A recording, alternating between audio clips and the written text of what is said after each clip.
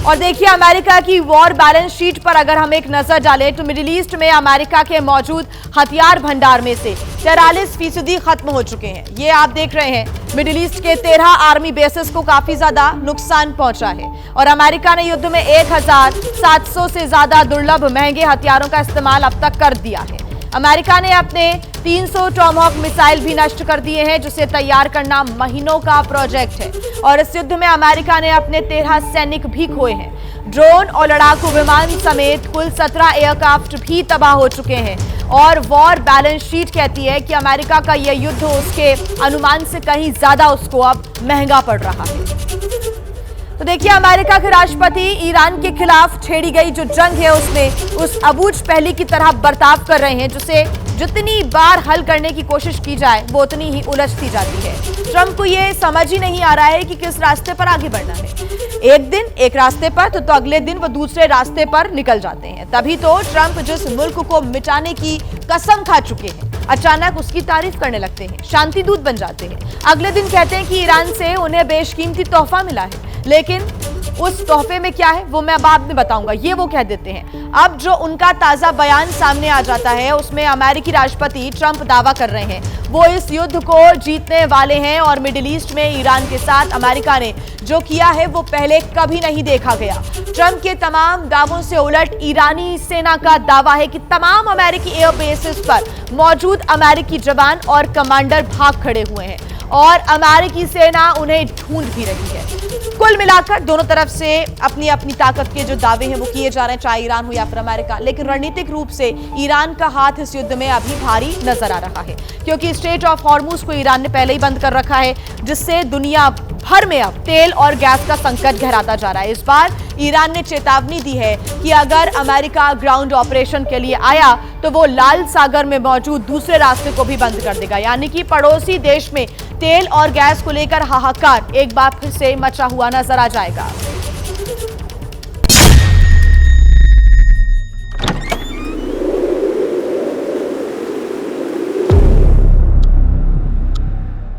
Iran के खिलाफ छेड़ी गई जंग में वैसे तो कई दरवाजे हैं जिनके खुलने का अमेरिकी राष्ट्रपति ट्रंप को इंतजार है, लेकिन एक दरवाजा और भी है जो लाख कोशिशों के बाद भी अमेरिका कभी खोल नहीं पाया है।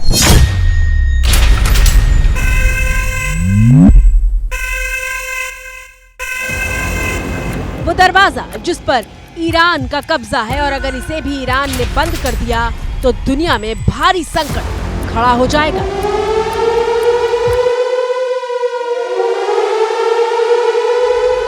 लाल सागर के सीने पर मौजूद इस रास्ते का नाम है बाब अल मंडेब। अरबी भाषा में इस नाम का मतलब होता है आंसुओं का द्वार।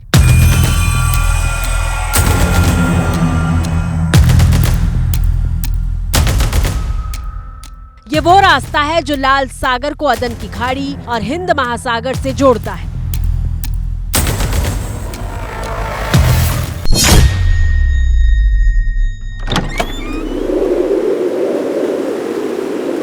विश्व व्यापार के माध्यम से बात करें तो करीब 15 से 20% तक विश्व का व्यापार इसी सकरे बिंदु से जाकर के गुजरता है, जो चोक पॉइंट माना जाता है।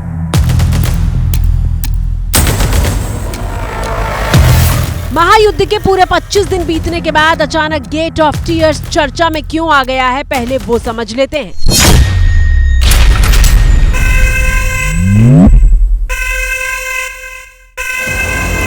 सोमवार और मंगलवार लगातार 2 दिन अमेरिका के राष्ट्रपति ट्रंप ने दावा किया कि उनकी ईरान से बहुत अच्छी बातचीत चल रही है। Negotiations, as it turned out, and now you've seen what I said yesterday was exactly correct. We're in negotiations right now. They're doing it along with Marco, JD.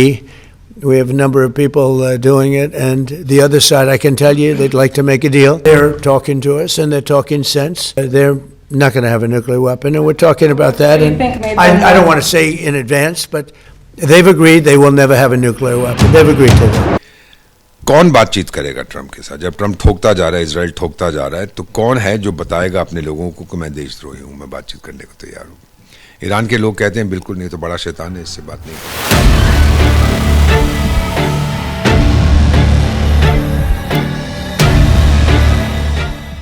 लेकिन बातचीत के बड़े बड़े दावों के बीच खबर आई कि अमेरिका ने ईरान के खिलाफ आखिरी वार के लिए मरीन कमांडो की फौज रवाना कर दी है।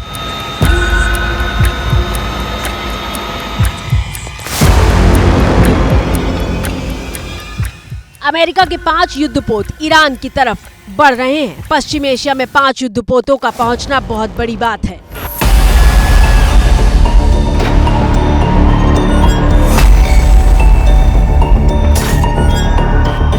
USS Boxer, USS Portland, USS Comstock, ये वो युद्धपोत हैं जिसमें तैनात मरीन कमांडो विशेष तरह के ऑपरेशन करने में माहिर माने जाते हैं। अमेरिकी सेना की 82वीं एयरबोर्न डिवीजन के करीब 2000 जवानों को मिडिल ईस्ट भेजा जा रहा है। ये जवान इमीडिएट रिस्पांस फोर्स का हिस्सा हैं, जो 18 घंटे के भीतर दुनिया के किसी भी कोने में तैनात हो सकते हैं। ऑपरेशन एपिक फ्यूरी के तहत अमेरिका के 50,000 सैनिक पहले ही मिडिल ईस्ट में तैनात हैं। लेकिन अब ये माना जा रहा है कि ट्रंप ईरान के साथ समझौते का जो दावा कर रहे हैं, अगर वो सिरे नहीं चढ़ा तो ट्रंप अपनी पूरी ताकत के साथ ईरान पर हमला करेंगे।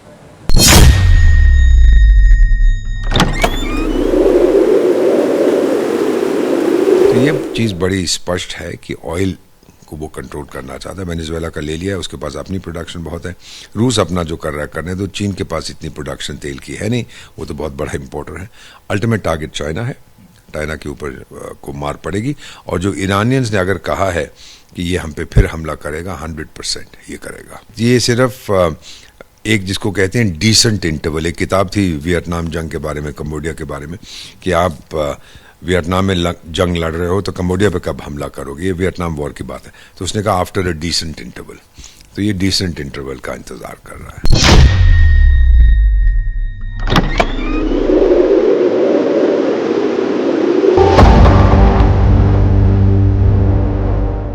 अभी ये साफ नहीं है कि ट्रंप अपने मरीन कमांडो के जरिए ग्राउंड पर किस जगह सबसे पहले ऑपरेशन को अंजाम दे सकते हैं, लेकिन ट्रंप के पास विकल्प मौजूद हैं।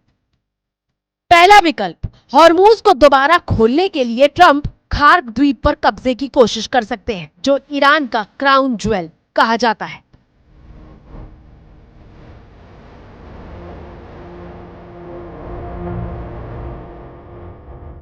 खार्क द्वीप ईरान की अर्थव्यवस्था की जीवन रेखा है, जहां से ईरान का करीब 90% कच्चा तेल निर्यात होता है। दूसरा विकल्प है लरक आइलैंड, जो स्ट्रेट ऑफ हॉर्मूज पर ईरान का कब्जा बनाए रखने में बेहद महत्वपूर्ण भूमिका निभा रहा है।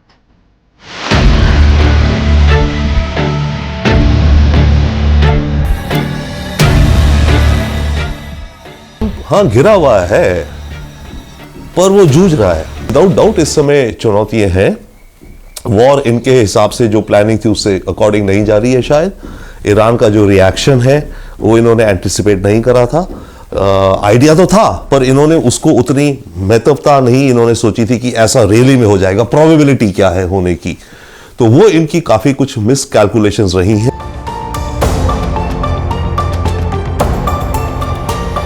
लरक द्वीप को ही ईरान का टोल बूथ कहा जा रहा है, जहां ईरान के बंकर से लेकर अटैक करने वाला तमाम साजो सामान मौजूद है और इस रास्ते से गुजरने वाले जहाजों को आसानी से निशाना बना सकते हैं। ट्रंप के सामने तीसरा विकल्प है ईरान के भीतर घुसकर ग्राउंड ऑपरेशन को अंजाम देना। हालांकि ईरान की भौगोलिक स्थितियां किसी भी दुश्मन के लिए ऐसे ऑपरेशन को नामुमकिन बना देती हैं। विकल्प ट्रंप के पास ये है, एक तो है या तो कह दे मेरी विक्ट्री है और वापस चला जाए, वो कर नहीं सकता। ठीक है, विक्ट्री कहने को तो है, पूरी ईरान की नेवी बर्बाद कर दी, एयरफोर्स बर्बाद कर दिए, न्यूक्लियर प्रोजेक्ट्स भी काफ़ी सारे गिरा दिए और ईरान को पिछले अगले 20 साल के लिए खदेड़ दिया। बट विक्ट्री क्लेम करके जा नहीं सकता क्योंकि इजराइल बैठा है। इजराइल रुकने वाला नहीं है। इजराइल को है कि आखिरी मौका है, कर दो।